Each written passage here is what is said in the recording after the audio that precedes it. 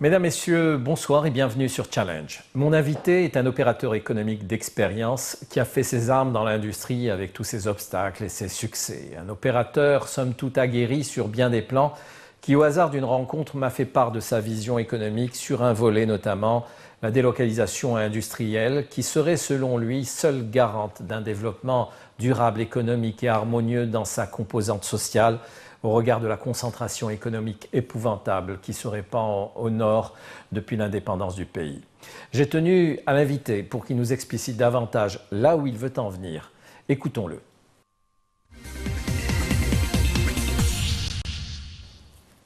Ahmed Kherifi, bonsoir et bienvenue sur Challenge. Bonsoir. Je rappelle que vous êtes un opérateur pluri-industriel, notamment dans l'industrie mécanique.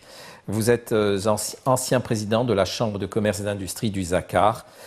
Alors, je vous ai invité aujourd'hui parce que j'ai la sensation que vous êtes un homme qui prenait actuellement du recul pour apporter votre contribution sans contrepartie, si ce n'est peut-être juste à penser à l'avenir des futures générations.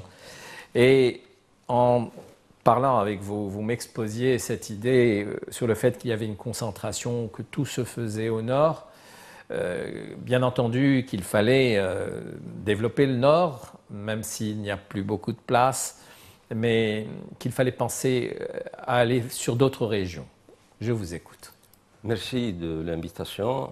En effet, nous assistons à un développement important au nord, et c'est surtout pour préserver le nord, parce que le nord, notamment entre l'Atlas tellien et la mer Méditerranée, cette bande, c'est des terres agricoles très riches et que nous sommes en train de bétonner. Nous sommes en train de bétonner parce qu'il y a une industrie qui s'implante d'une manière un petit peu anarchique et qui est... Vous savez que l'Algérie, depuis qu'elle est passée de l'économie centralisée à l'économie de marché, c'est le privé qui est prépondérant pour le côté économique. Mais le privé, c'est le coût, c'est le prix de revient. Et par conséquent, au nord, effectivement, c'est plus alléchant. Et c'est plus intéressant de s'installer au nord parce qu'il y a un certain nombre d'avantages qu'on ne peut pas trouver à l'intérieur du pays. Et le fait de s'installer au nord, on va automatiquement générer des emplois et par conséquent, il y a un flux de population qui va monter de l'intérieur vers le nord. Et les responsables locaux de chaque région seront confrontés à ces populations qui doivent à leur tour leur trouver des logements, des écoles, des centres commerciaux, etc. Et tout ça, c'est encore du béton. Je parle de préserver le nord parce que nous avons deux aspects quand on parle un petit peu de développement durable et de développement harmonieux. Il y a deux aspects très importants en Algérie. On doit d'abord penser à préserver les meilleures terres parce que nous avons des terres de moindre qualité à l'intérieur du pays et qui peuvent accueillir l'industrie et qui peuvent, c'est-à-dire s'il y a bétonnage, il n'y a pas, le problème ne sera pas aussi parce que par la suite on ne peut pas délocaliser cette industrie. Même si on veut délocaliser cette industrie vers l'intérieur, ça serait impossible de récupérer ces terres. Donc, il y a cet aspect de développement de l'intérieur, un développement harmonieux, un développement qui sera plus utile pour le pays, mais il y a un certain nombre de mesures et de dispositifs à mettre en place pour intéresser le privé. Quelles sont ces mesures, alors, selon vous? Parce que, vous savez, s'installer à l'intérieur du pays, un producteur industriel sera confronté d'abord à un environnement, parce qu'à l'intérieur du pays, souvent, il y a la prime de zone qui varie entre 25, 30 jusqu'à 40 et 50%. Donc c'est un surcoût sur la masse salariale qui va... Le bonhomme va se retrouver avec un produit plus cher, non compétitif. Il y a le deuxième aspect, c'est l'énergie. L'énergie à l'intérieur du pays, parce que sur le bord de la Méditerranée, vous avez un climat méditerranéen, un climat donc doux, qui ne nécessite pas beaucoup d'énergie pour climatiser, pour chauffer Contrairement au sud, au sud et à l'intérieur, où la température varie entre moins 10 à 58. Donc il y a encore un coût supplémentaire de l'énergie. Malgré la bonification qui est accordée actuellement par les pouvoirs publics, ça reste insuffisant. Et la preuve, on est en train de voir, même des investisseurs de l'intérieur sont en train de monter, s'installer au nord. Et moi, j'en fais partie. Je suis un petit peu de l'intérieur, mais je suis installé plutôt au nord, parce que ce n'est pas du tout... Et il y a l'autre aspect, c'est que l'industriel a besoin d'un environnement industriel. Il a besoin d'ateliers de sous-traitance, il a besoin de bureaux d'études, et ça ne se trouve pas à l'intérieur. C'est des choses qu'il faut également développer. Parce que quelqu'un qui s'installe dans les environs d'Alger, il a le bassin industriel d'Alger, celui de Blida, il peut avoir toute l'assistance qu'il veut et conduire et exploiter son industrie sans problème. Il y a un autre problème, celui du transport. Vous savez que les intrants souvent sont importés du nord pour être... quelqu'un qui est installé à l'intérieur du pays, il doit ramener les intrants du nord pour par la suite les commercialiser son produit. Il y a un surcoût là aussi. Voilà, il y a également un surcoût. Tous ces surcoûts sont un petit peu l'industriel privé, c'est le prix de revient, c'est le coût de... Alors, par quelle baguette magique vous allez changer tout ça? Puisque, bon, les personnes répondent naturellement aux choses. Avec tous ces problèmes de surcoût, il est logique qu'ils soient au nord. Alors, comment vous allez inverser... Vous voulez qu'on inverse les choses? C'est pas que je veux, c'est impératif et c'est très important. C'est pour préserver... C'est pas pour avoir un développement harmonieux du pays, pour préserver ces terres agricoles qui sont très riches. Il faut arrêter cette spirale infernale de bétonnage du Nord. Comment l'arrêter? Il y a un certain nombre de dispositifs à mettre en place. Il y a les mesures incitatives. Les mesures incitatives, j'insiste, il faut les revoir. Ils ne sont pas suffisamment incitatifs. Incitatif, absolument. Pourquoi? Parce que c'est vrai qu'on a vu qu'il y avait des mesures incitatives, notamment en termes fiscaux, dans certains secteurs, sur les transports aussi, pour les déplacements, mais cela n'est pas suffisant apparemment. Non, le transport, lorsqu'il s'agit d'une entreprise publique, certaines entreprises ont effectivement une subvention, mais le privé n'a aucun. Apparemment, à ma connaissance, il n'a pas de subvention. Les mesures incitatives pour le côté fiscal et parafiscal n'est pas suffisamment... parce que lorsqu'on vous donne un certain nombre d'avantages pendant 5 ou 10 ans, mais après 5 et 10 ans, vous êtes confronté au même problème. Vous avez un surcoût de l'énergie, vous avez un surcoût en masse salariale, vous avez un surcoût en transport, vous avez un surcoût... Après 10 ans, ce n'est pas du tout intéressant. Donc ce n'est pas suffisant, 10 ans. Ce n'est pas suffisant. C'est-à-dire qu'il faut revoir ce problème. Il faut être plus engageant. Il faut être plus engageant. Il y a ça. Il y a également la bonification de l'électricité. Je pense qu'il faut encore, même s'il faut augmenter un petit peu au nord, pour permettre aux gens d'aller au sud, surtout l'industriel. Il y a un autre problème également, parce que l'électricité, quelqu'un qui a un atelier, il doit le climatiser. Sinon, s'il ne met pas le personnel dans des conditions de travail favorables, sa production va baisser. Donc, il doit climatiser, il doit chauffer. C'est des énergies supplémentaires qu'il faut prendre en considération. Il y a également l'énergie. Il y a la masse salariale, la prime de zone, et il y a le côté foncier. Vous savez que le foncier, actuellement, il y a des concessions. Et pour encourager un petit peu les investisseurs à s'installer au sud, moi je pense qu'il faut leur faire des cessions. Et il faut faciliter même les procédures. Même des cessions au lieu de concessions. Donc voilà, des cessions au lieu des concessions pour des cessions totalement gratuites. Peut-être totalement gratuites, oui. Ou bien à prix dérisoire. Oui, parce que nous n'avons pas encore la culture de louer. C'est-à-dire, s'il y a, moi je pense que les gens seraient intéressés, s'il y a cession, si je suis propriétaire, je vais être beaucoup plus motivé pour m'installer à l'intérieur et investir. Il existe des industries aujourd'hui qui sont dans le sud. Il existe, oui. Elles ne sont pas nombreuses, elles sont pas héroïques. Elles sont C'est-à-dire héroïques alors. Non, c'est-à-dire qu'il y a des gens parce qu'ils sont installés là-bas, parce qu'il y a un certain nombre de... Mais nous, ce qu'on veut, c'est surtout préserver ces terres agricoles.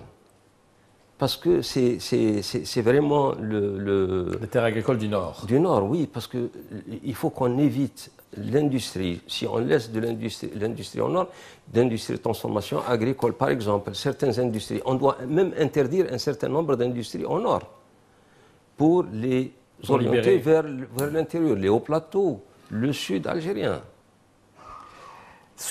D'accord. Est-ce vous sentez ce souci aujourd'hui au niveau des pouvoirs publics?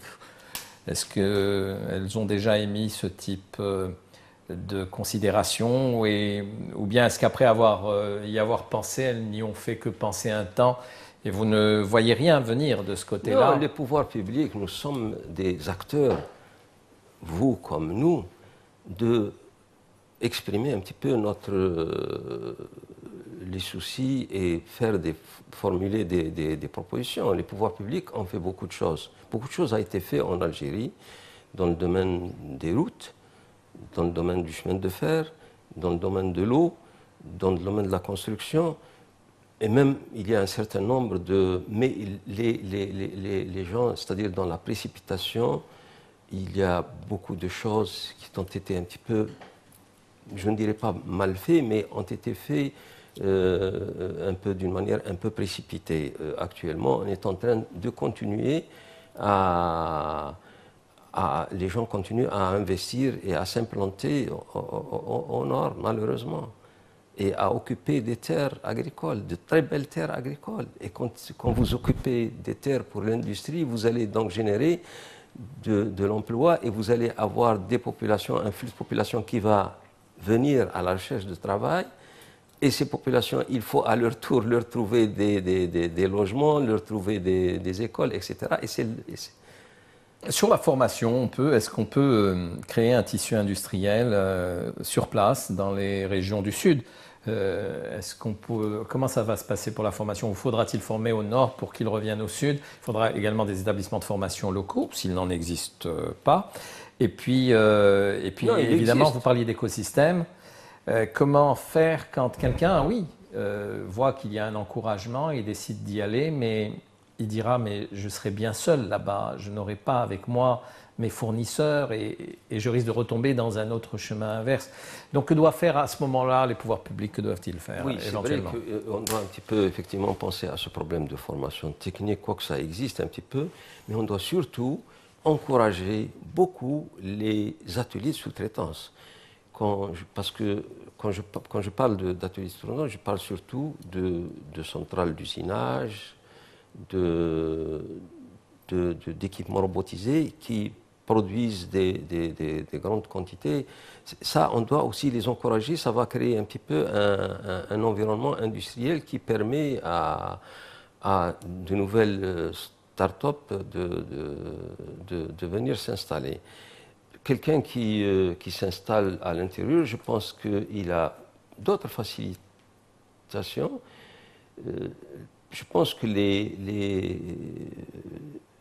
responsables... Oui. Est-ce qu'il ne faut pas commencer, plutôt que d'appeler les gens à aller vers le sud, bon, peut-être qu'il faut faire ça concomitamment, est-ce qu'il ne faut peut-être pas essayer de faciliter les choses à l'éclosion locale d'industrie dans les régions du sud, de manière à ce qu'on crée déjà un tissu industriel qui soit à même de faire venir d'autres du nord?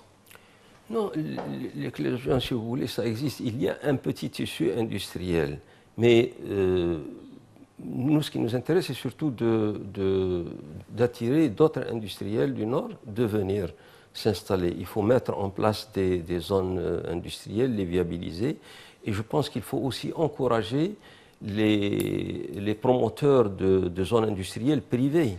Parce que c'est plus facile. Est-ce que dans le plan de création de zones industrielles, est-ce que le Sud n'a pas été oublié? Non, il n'a pas été oublié, mais c'est que le problème, beaucoup de zones industrielles, aussi bien au sud que dans le nord, sont à moitié vides. Parce que ça aussi, il y a un problème qui se pose et qui s'est posé à l'échelle nationale, celui de la distribution des assiettes foncières aux industriels. Moi, je pense que même s'il y a un certain nombre de phénomènes qui motivent la distribution, il n'y a pas de problème, mais pourvu qu'on donne à des gens qui exploitent ces terrains. Nous avons pratiquement, à part peut-être Alger et Blida, toutes les zones industrielles, ils sont à 50% non exploitées.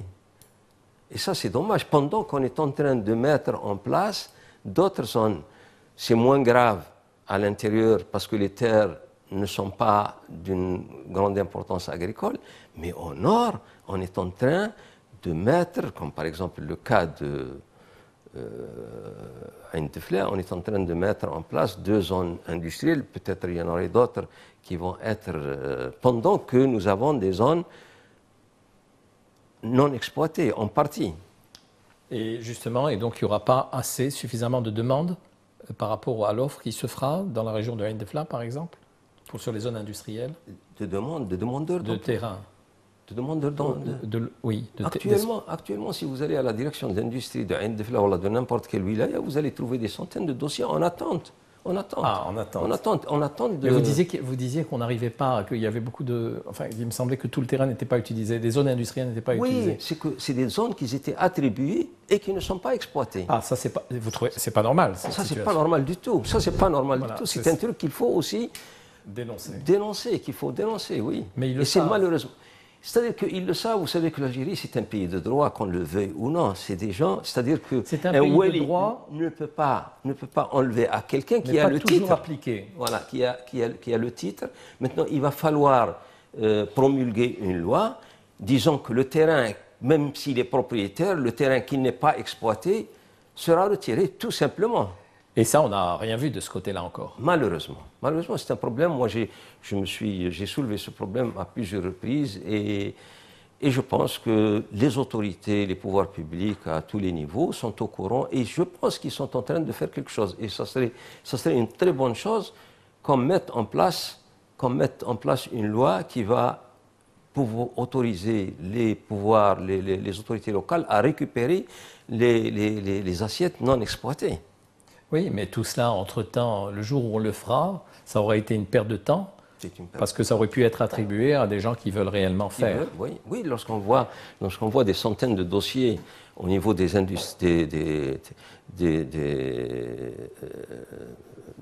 des centaines de dossiers au niveau de la direction de l'industrie qui attendent d'être honorés, alors que la zone industrielle de n'importe quelle wilaya, elle est à moitié non exploitée. Qu'est-ce que vous rencontrez des opérateurs du Sud? Ils ont cette sensation que tout va vers le Nord actuellement? Non, ils n'ont pas. Je ne pense pas que c'est... Par contre, les médias, les journalistes, certaines personnes qui sont sensibles un petit peu à l'environnement, au développement harmonieux, au développement durable de l'Algérie, s'inquiètent de ce bétonnage du Nord.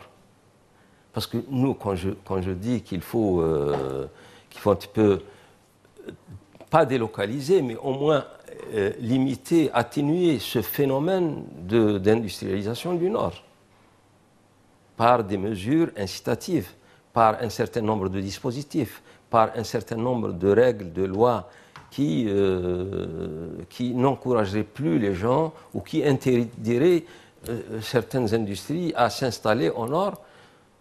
Pourquoi, selon vous, ce n'est pas encore fait? Comment? Pourquoi ça n'est pas encore fait tel que vous l'exposez aujourd'hui?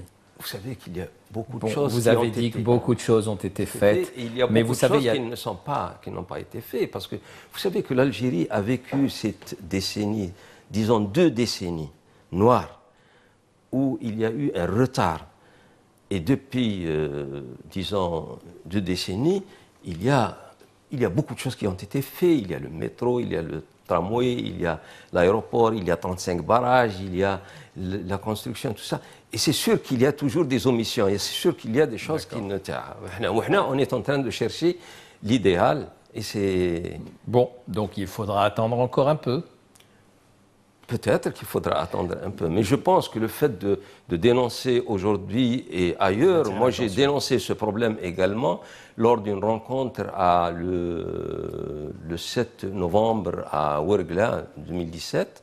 J'avais fait une communication dans le cadre de la Chambre de commerce. C'était une journée d'études et de réflexion et j'avais même remis un document à M. Louali à l'époque. J'avais également dénoncé ce problème lors d'une rencontre le 22 avril 2018, une rencontre avec les gens du FCE pour le développement du PME-PMI. Je le dénonce aujourd'hui, je continue à le dénoncer parce que je suis aussi membre fondateur d'une association de protection de l'environnement et je suis très sensible et je suis très inquiet pour nos terres du Nord qui sont en train d'être saccagés par le béton. Au-delà de cette problématique, vous êtes un opérateur industriel qui avait bien travaillé. Vous avez aujourd'hui, je crois, mis vos enfants dans vos structures pour poursuivre la mission sur laquelle vous veillez. Il y aurait aussi d'autres choses qui vous peinent aujourd'hui dans le système économique et sur lequel vous voulez attirer l'attention? C'est-à-dire que même en tant que membre fondateur d'une association de la protection de l'environnement, il y a un problème qui concerne un petit peu les procédures administratives. Pour un industriel, on est actuellement en train de demander de faire une étude d'impact. Alors que d'abord, nous n'avons pas suffisamment de professionnels et de spécialistes pour faire une étude d'impact. Ensuite, c'est tellement généralisé que pour quelqu'un qui ouvre un atelier de tournage, on lui demande de faire une étude d'impact. Et l'étude d'impact, c'est souvent, pour ne pas être mauvaise langue, c'est souvent une photocopie, on change le nom de l'opérateur et le nom du produit, et on fait ça en 14 exemplaires. C'est encore des forêts qu'on est en train de détruire en faisant cet acte. Et puis des industries qui sont connues. Un tourneur, on sait ce qu'il rejette comme produit. Est-ce qu'on peut l'autoriser ou non? Ce n'est même pas la peine de faire 14 dossiers. Un truc tel poulailler non plus. Il y a peut-être certaines industries, on peut solliciter des experts pour dire s'il y a un problème sur l'environnement. Mais autrement, on est en train de le généraliser et ça c'est très grave. Et c'est des dossiers, croyez-moi, j'ai des amis dans les directions, quelquefois ils ne sont même, parce que c'est un dossier assez volumineux, quelquefois il n'est même pas lu par les opérateurs. Donc ça c'est un truc que je lance un appel solennel à notre ministre de l'Environnement pour voir un petit peu comment réduire cette consommation de papier et cette procédure supplémentaire qui entrave la mise en place d'une industrie. C'est encore de la bureaucratie. Oui, c'est peut-être aussi à l'administration de faire ses études d'impact sur ses propres rouages. Peut-être. Monsieur Kherifi, merci infiniment de cet éclairage sur un point crucial qui est cette problématique effectivement sur la concentration au nord et qui gagnerait à être revisitée avec le temps qu'il faut, mais en essayant de faire plus vite. Merci. Merci, monsieur Alalouche. Voilà, mesdames et messieurs, je vous remercie de votre attention et je vous dis à très bientôt, à la semaine prochaine, pour un nouveau rendez-vous de Challenge.